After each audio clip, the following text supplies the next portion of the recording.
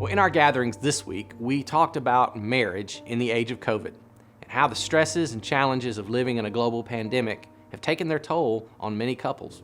And I shared with you about one of the most common differences between men and women that often lead to marriages getting off track.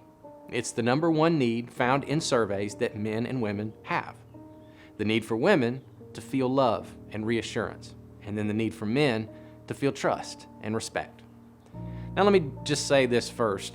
There are exceptions to every rule, and I know that.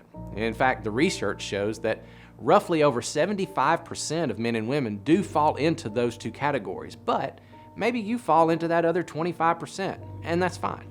You can have this discussion from that perspective if you need to.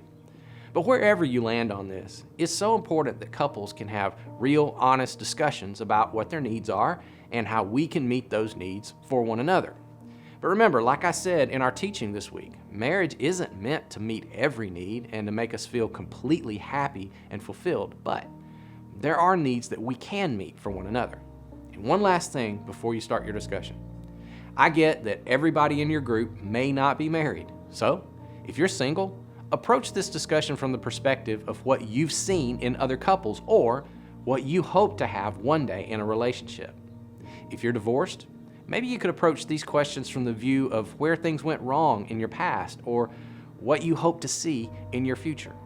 Remember, marriage isn't for everyone, but it was created by God, and we want to make marriages in our community as strong as they can be.